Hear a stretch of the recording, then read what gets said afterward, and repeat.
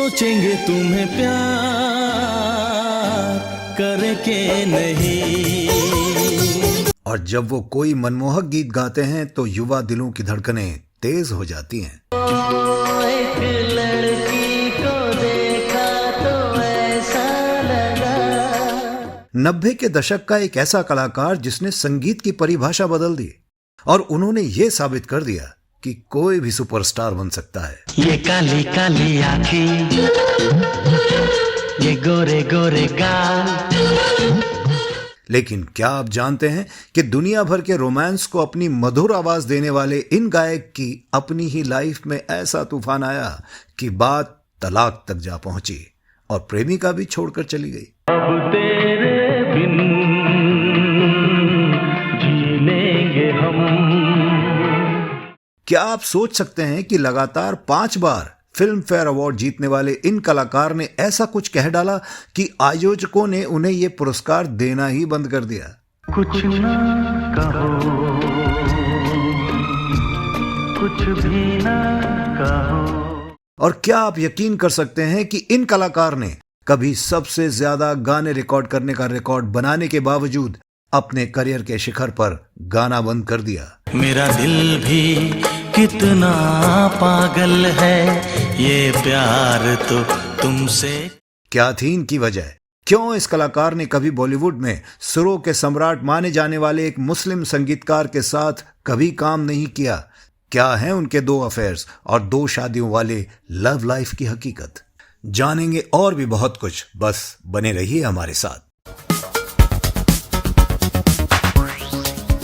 दोस्तों नमस्कार, आप देख रहे हैं ड्रामा सीरीज इंडियन और मैं आपके साथ अफजल।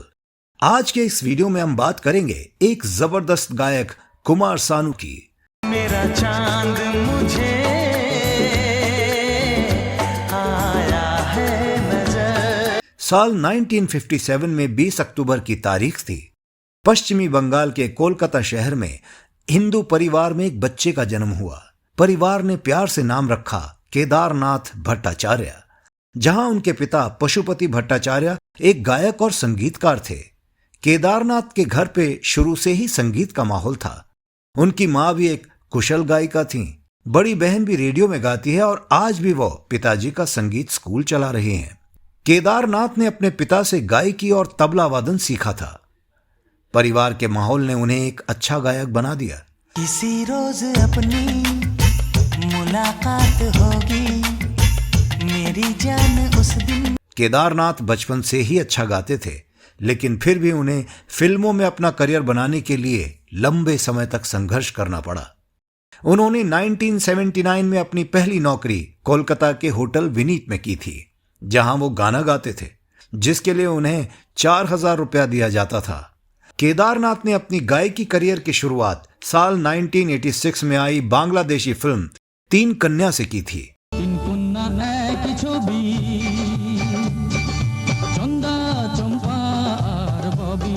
जिसके बाद उन्होंने अपने सपने को पूरा करने के लिए मुंबई का रुख किया।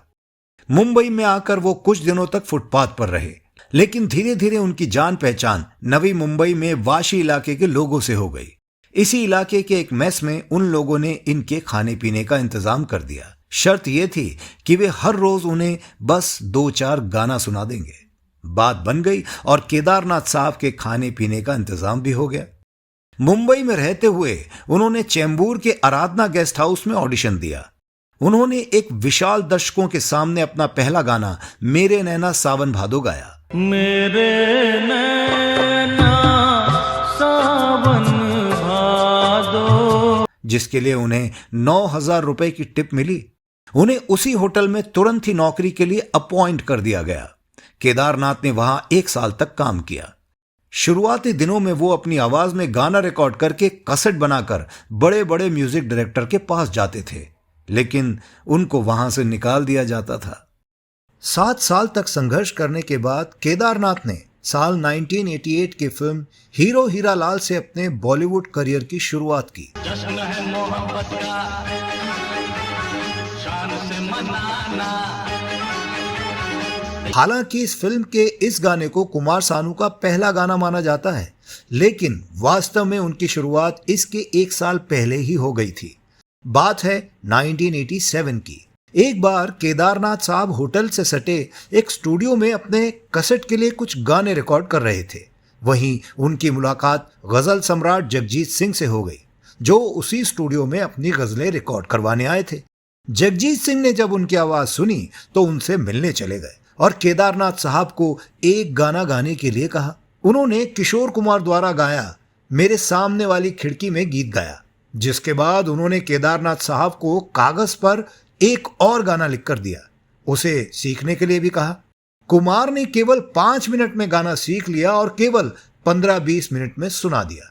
जगजीत सिंह उनकी आवाज और गाने के स्टाइल से इतने प्रभावित हुए कि उन्हें दिल ने वो चोट खाई। दरअसल फिल्म में शत्रुघ्न सिन्हा की आवाज के लिए एक प्लेबैक सिंगर की तलाश थी। बाद में यह तय हुआ कि यह गाना अमित कुमार से गवाया जाएगा। गाने की रिकॉर्डिंग की डेट भी तय हो गई। काफी देर तक इंतजार करने के बाद अमित कुमार स्टूडियो नहीं पहुंच सके। उसी वक्त कुमार शानू और जगजीत सिंह उस स्टूडियो में मौजूद थे। जगजीत सिंह के कहने पर वो गाना कुमार शानू से गवाया गया। तय ये हुआ कि अगर गाना पसंद नहीं आएगा तो उसे अमित कुमार की आवाज में रिकॉर्ड करवा लिया जाएगा। लेकिन गाना बप्पी दा को इतना पसंद आया कि ये गाना कुमार शानू की आवाज में ही रख लिया गया। याद आई वो दास्तां। फिल्म तो हिट रही, लेकिन कुमार शानू को वो पहचान नहीं मिल पा रही थी जिसकी उन्हें उम्मीद थी।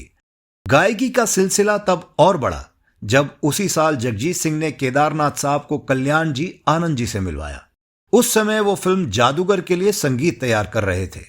ये संगीतकार जोड़ी भी केदारनाथ साहब की आवाज से बेहद प्रभावित हुई। चूंकि केदारनाथ की आवाज काफी हद तक किशोर कुमार से मिलती जुलती है, इसलिए कल्याण जी आनंद जी ने उन्हें नाम बदलने की सलाह दी।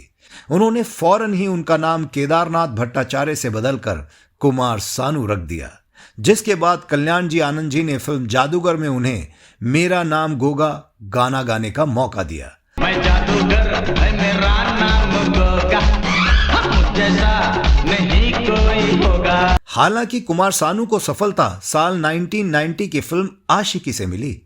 शुरुआत में इसे एक एल्बम बनाया जा रहा था, जिसके म्यूजिक डायरेक्टर नदीम श्रवण ने इसमें एक गाने को छोड़कर सभी गाने कुमार शानू से गवाए थे। इस एल्बम के गीत सुपरहिट हुए और म्यूजिक कंपनी ने फौरन इस पर फिल्म बना डाली।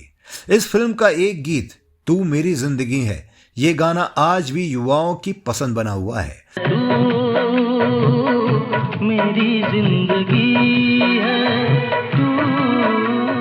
वहीं इस फिल्म में एक गाना अब तेरे बिन जी लेंगे हम, जिसके लिए कुमार सानू को फिल्म फेयर अवार्ड से नवाजा गया। अब तेरे बिन जी लेंगे हम। इसके बाद कुमार सानू ने कभी पीछे मुड़कर नहीं देखा। वो लोकप्रियता के शिखर पर पहुंच गए थे। इसके बाद अगले कई सालों तक कुमार सानू प्लेबैक सिंगिंग में संगीतकारों के पहले पसंदीदा गायक बन गए। चूम लूं होठ तेरे, दिल की यही ख्वाहिश है। कुमार सानू ऐसे पहले गायक हैं जिन्होंने लगातार सर्वश्रेष्ठ गायक का फिल्म फेयर अवार्ड जीता, जिसमें साल 1990 में साजन, साल 1992 में दीवाना, साल 93 में बाजीगर और 94 में 1942 अ लव स्टोरी जैसी फिल्में शामिल हैं। कुछ ना कहो, कुछ भी ना कहो। कहा जाता है कि अपने एक बयान की वजह से उन्होंने फिल्म फेयर के आयोजकों को नाराज कर दिया, जिसके बाद उन्हें अवार्ड नहीं मिला। जब उन्हें 5वीं बार पुरस्कार मिला तो उन्होंने कहा कि मुझे खुशी होगी अगर अगली बार कोई और इसे जीत ले। हालांकि उनके इस बयान के बाद बहुत बड़ा विवाद खड़ा हो गया था। लोगों को लगा कि वो फिल्म फेयर अवार्ड नहीं लेना चाहते हैं। नतीजा ये हुआ कि साल 1995 में आई फिल्म दिलवाले दुल्हनिया ले जाएंगे का गाना तुझे देखा तो ये जाना सनम गाने के लिए उन्हें पुरस्कार नहीं मिला। हालांकि ये गाना उस समय का चार्ट टॉपर था। तुझे देखा तो ये जाना सनम, प्यार होता है दीवाना। इतना ही नहीं, कुमार सानू को साल 2001 में अमेरिका विश्वविद्यालय से मानद डॉक्टर की उपाधि मिली। उसी साल अमेरिका के ओहियो के डेटन के मेयर माइकल और टर्नर द्वारा सम्मानित किया गया। तुम ये और जीने को क्या चाहिए। साल 1996 की फिल्म साजन चले ससुराल, जीत और राजा हिंदुस्तानी और छोटे सरकार इन फिल्मों के साथ साथ गाने भी सुपरहिट रहे। तुम भी बड़ी चालाक हो, मुस्कुरा के दिल जलाती हो। साल 1998 में मेहंदी, साल 1999 में आप लौट चलें, सूर्यवंशम, साल में 2000 कहो ना प्यार है, साल 2002 में हम आपके हैं सनम, साल 2003 में दिल का रिश्ता, साल 2004 में मुसाफिर, साल 2006 में चांद के पार चलो, 2009 सनम तेरी कसम उनके बेहतरीन फिल्मों में से एक है। चांद सितारे फूल और खुशबू ये तो सारे पुराने हैं, ताजा ताजा। कुमार सानू ने अपने करियर में अन्नू मलिक, जतिन ललित और हिमेश रेशमिया जैसे बड़े बड़े संगीतकारों के साथ काम किया। ये बताया जाता है कि उन्होंने AR रहमान के साथ कभी काम नहीं किया क्योंकि वो उनके रात में गाना रिकॉर्डिंग करने के तरीकों को नापसंद करते हैं। सानू ने अपने गानों से लगभग 3 दशक तक फिल्मी दुनिया पर कब्जा जमाए रखा। इस दौरान उन्होंने कई हिट सॉन्ग गाए जिसमें एक लड़की को देखा तो ऐसा लगा, मेरी महबूबा, दिल है कि मानता नहीं, तुम्हें अपना बनाने की कसम, ये काली काली आंखें, लाल दुपट्टे वाली, तेरा नाम तो बता और लड़की बड़ी अनजानी है जैसे गाने शामिल हैं। जरा तस्वीर से तू निकल के सामने आ, मेरी महबूब। सानूदा ने 350 से अधिक फिल्मों और म्यूजिक एल्बम में हजारों गाने गाए हैं। इसके साथ उनके नाम एक दिन में 28 गानों का रिकॉर्ड भी दर्ज है। आज तक कोई सिंगर एक दिन में इतने गाने रिकॉर्ड नहीं कर पाया है। एक इंटरव्यू में कुमार सानू ने बताया था कि उन्हें खुद ही अपने रिकॉर्ड के बारे में नहीं पता था। जब अगले दिन अखबार में यह खबर आई तो वो खुद सरप्राइज हो गए। उन्होंने तो केवल प्रोड्यूसर को परेशानी ना हो इसलिए ऐसा किया था।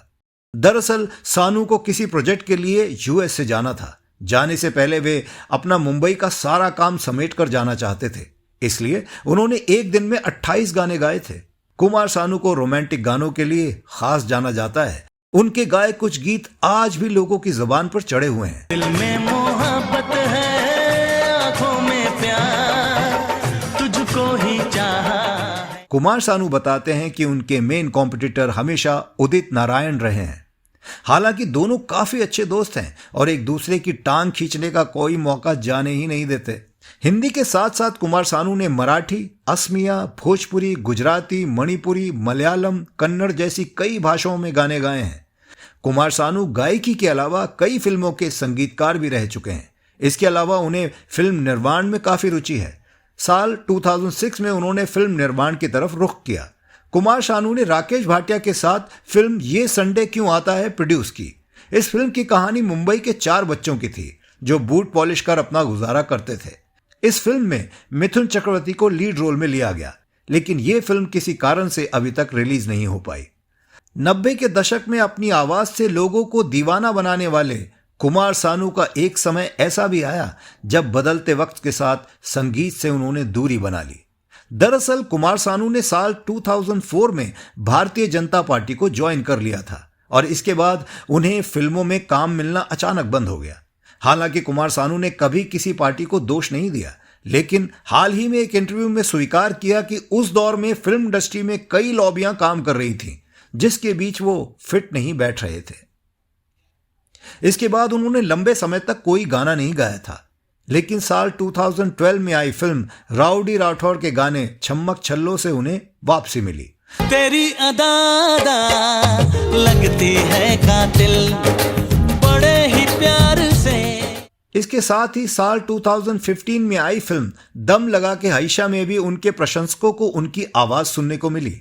इन दिनों कुमार सानू फिल्मों से ज्यादा म्यूजिकल शो और देश विदेश में होने वाले कंसर्ट में व्यस्त रहते हैं। बात करें सानूदा की पर्सनल लाइफ की तो इसमें भारी उतार चढ़ाव रहा है। उन्होंने 2 शादियां की और कई नामी गिरामी महिलाओं का उनकी जिंदगी में दखल माना जाता रहा है। कुमार सानू की पहली शादी 80 के दशक के अंत में रीता भट्टाचार्य के साथ हुई थी। ऐसा कहा जाता है कि दोनों एक दूसरे को कोलकाता के दिनों से जानते थे और सानू उन्हें मुंबई लेकर आए, जबकि उन्होंने बॉलीवुड इंडस्ट्री में अपना करियर बनाया और शादी कर ली। 1988 में उनको पहला बेटा हुआ जिसका नाम जैसी रखा गया। इसके बाद जिको और जान नाम के 2 अन्य बेटे हुए। उनका वैवाहिक जीवन अच्छा चल रहा था और उनका एक छोटा सा सुखी परिवार था। इस दौरान सानू सफलता की सीढ़ियां चढ़ रहे थे और खूब नाम और शोहरत भी हासिल कर रहे थे। ये 1990 के दशक की बात है जब शानूदा का नाम एक कम प्रसिद्ध अभिनेत्री कुनिका लाल के साथ जोड़ा गया था। कुछ ही दिनों बाद कुमार शानू ने खुद को मीनाक्षी शेषाद्री के प्रति अधिक आकर्षित पाया, जो 90 के दशक की सबसे आकर्षक और महंगी बॉलीवुड अभिनेत्रियों में से एक थी। दोनों पहली बार महेश भट्ट की फिल्म जुर्म के प्रीमियर शो के दौरान मिले थे। इस फिल्म का मशहूर गाना जब कोई बात बिगड़ जाए मीनाक्षी पर फिल्माया गया था और इसे सानूदा ने गाया था। जब कोई बात बिगड़ जाए, जब कोई मुश्किल पड़ जाए। कहते हैं सानूदा मीनाक्षी की खूबसूरती के कायल हो गए थे। कुछ ही मुलाकातों के बाद दोनों एक दूसरे को डेट करने लगे थे। उन्होंने अपने रिश्ते को लगभग 3 साल तक गुप्त रखा, लेकिन 1993 के दौरान सानूदा की सेक्रेटरी द्वारा दिए गए एक मीडिया इंटरव्यू ने हंगामा मचा दिया। उन्होंने कहा था कुमार साहब की कई गर्लफ्रेंड है और फिलहाल वो लोकप्रिय अभिनेत्री मीनाक्षी शेषाद्री को डेट कर रहे हैं। कुमार शानू ने शुरू में तो इस आरोप से इनकार किया, लेकिन अंततः उनके साथ अपने संबंध को स्वीकार कर लिया। फिर शुरू हुई एक बदसूरत कानूनी लड़ाई, जिसके बाद वर्ष 1994 में उन्होंने रीता से तलाक ले लिया। उनके तीनों बेटों की कस्टडी रीता को ही मिली। कुमार शानू को अपने बच्चों से मिलने के लिए हर महीने एक मोटी रकम गुजारा भत्ते के तौर पर देनी पड़ी। इस बीच मीनाक्षी शेषाद्री भी कुमार शानू से अलग हो गई। उनका नाम बॉलीवुड के एक जाने माने डायरेक्टर राजकुमार संतोषी के साथ जोड़ा गया, लेकिन मीनाक्षी ने 1995 में एक NRI बैंकर से शादी करके सबको चौंका दिया। इधर कुमार शानू की मुलाकात बीकानेर से लंदन जाकर बसे एक बंगाली परिवार की लड़की सलोनी भट्टाचार्य से हुई। कुछ ही मुलाकातों के बाद दोनों शादी के बंधन में बंध गए। इस जोड़े को 2 बेटियों शैनन और अन्ना का आशीर्वाद मिला। वे लंदन में अपनी मां के साथ रहती हैं। अपने पिता के नक्शे कदम पर चलते हुए सबसे बड़ी बेटी शैनन ने वर्ष 2014 में यूके में अपना अंग्रेजी संगीत एल्बम भी जारी किया। उन्होंने नई दिल्ली में कुमार शानू विद्या निकेतन नामक अनाथ बच्चों के लिए एक स्कूल खोला है।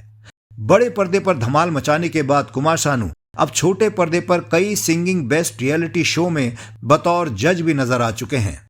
बात अगर सम्मान व पुरस्कारों की करें तो उन्हें अब तक दर्जनों अवार्ड मिल चुके हैं।